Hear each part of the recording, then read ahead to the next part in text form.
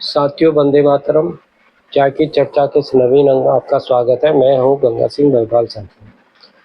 साथियों, जैसा कि आपको विदित है कि इलेक्शन कमीशन ने बहुत बड़ा डिसीजन लिया है, जिसके बारे में आपको जानकारी होगी साथियों, जो कि एक सफाई अभियान शुरू कर दिया है उसने। जितने भी देश पूरे, अभी तो खैर शुरुआत बिहार से है, फिर पश्चिम बंगाल, और उसके बाद में लगभग लगभग पूरे देश के अंदर ये सफाई अभियान शुरू हो जाएगा। जितना भी ये कचरा है, कीचड़ है, ये सब बाहर हो जाएंगे।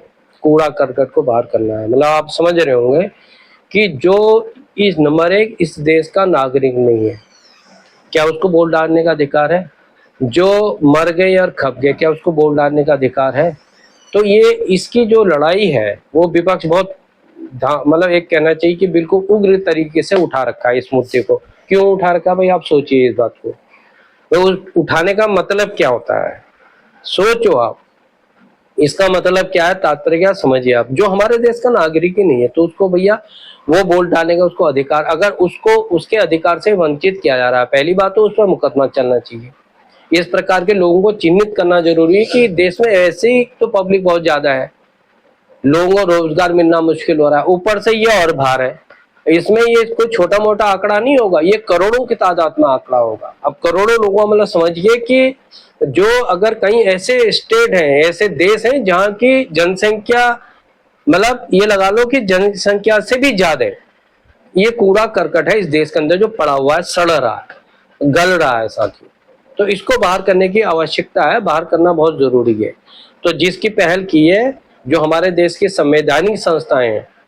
अब तक लोग कहते थे तो इलेक्शन कमीशन बधाई का पात्र। इसने एक ऐसा डिसीजन लिया जिसमें कि शायद न्यायपालिका भी इसके विरुद्ध नहीं जाएगी, इसके पक्ष में खड़ी रहेगी।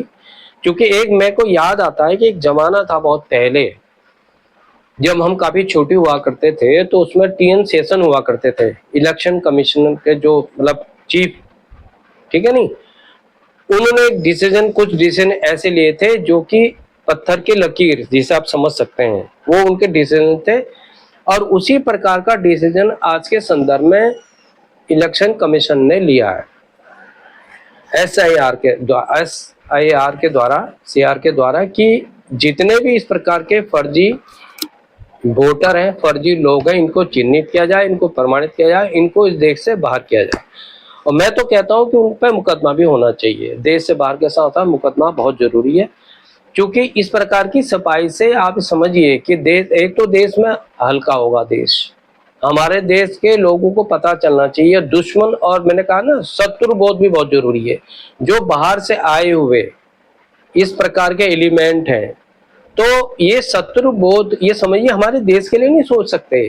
क्या आपको लगता है कि हमारे देश के लिए, हमारी जनता के लिए, हमारी सरकार के लिए सोचेंगे? कभी भी नहीं सोच सकते हैं। तो जो आज के संदर्भ में आप देख रहे होंगे, इतने आतंकवादी वहां से पकड़े गए, इतने रोहिंग्या यहाँ से पकड़े गए, इतने उग्रवादी वहां से पकड़े गए, ये सब कौन लोग हैं और उनका तात्पर्य क्या है? तो हमारे देश कोई धर्मशाला नहीं है साथियों, कोई धर्मशाला नहीं यहाँ पे कि जो भी बाहर से आएगा और यहाँ पर पता चला कि बैठ जाएगा साहब आके, और यहीं की रोटी खाएगा और यहीं के लोगों को गाली देगा और यहीं की जासूसी करके विदेशों को भेजेगा। तो क्या आप इस बात से सहमत हैं? तो मैं समझता हूं कि ये बहुत बड़ी बात है, उपलब्धि है। अगर इलेक्शन कमीशन जो, मतलब जो एक सरकार, ये समझिए काम तो सरकार को बहुत पहले कर लेना चाहिए। चलो इसी माध्यम से, ये वोटर के माध्यम से इसकी शुरुआत तो हुई, तो इसका दूर तक जाएगा मामला। अब बात आती है विपक्ष के लोगों की, तो भैया विपक्ष वालों को क्या फटी पड़ी है, मुझे आप बताओ। क्यों चिल्ला रहे हैं, क्यों हल्ला कर रहे हैं? तो कुछ तो कारण होगा, इनके हल्ला करने का कुछ कारण तो होगा। ये आप भी समझ सकते हैं, हम भी समझ सकते हैं।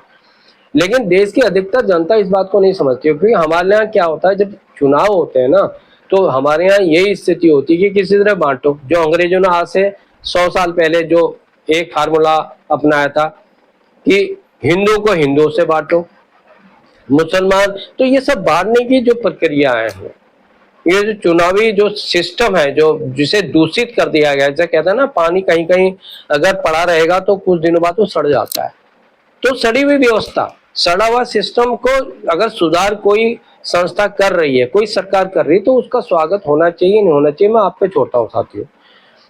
आज के संदर्भ में आप देखिएगा जितने भी हैं, चाहे बिहार में भी चुनाव की प्रक्रिया शुरू होने वाली है और हल्ला भी से शुरू हो गया है, और जबकि मेरे ख्याल से 60-70 लाख जो वहां के वोटर हैं इनका नाम कट रहा है। तो उसमें खैर सभी नहीं है, लेकिन कुछ ऐसे भी हैं जो कि वहां से दूसरे स्टेटों में नौकरी कर रहे हैं या किसी रोजगार कर रहे हैं, तो उनका भी तो नाम कटना चाहिए। भाई ये सिस्टम है निर्वाचन का कि एक ही जगह आप वोट डालने के अधिकारी हैं, आपको एक ही जगह तो वोट डालेगा। आप अगर ठीक है यहाँ का नागरिक भी है 10 जगह वोट नहीं डाल सकते ना, तो वोट तो आपको एक ही जगह डालना है। तो जहां पे आपका वोट ही नहीं है, जहां आप उपलब्ध नहीं है, तो वहां पे आपका रहने का मतलब ही क्या होता है। तो वहां से तो करना चाहिए।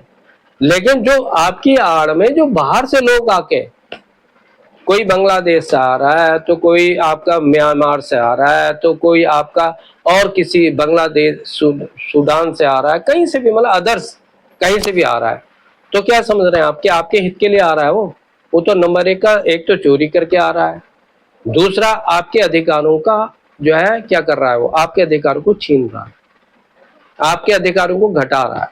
जो सुविधाएं आपको मिलनी चाहिए थी उसका आप देख रहे होंगे, आधार कार्ड भी तैयार है यहाँ पे साहब, वोटर कार्ड भी तैयार है साहब। तो भैया आप भी बताओ कि आपका आधार कार्ड कैसे बनना है, वोटर कार्ड कैसे बनना है, तो इसकी छानबीन तो होनी चाहिए ना।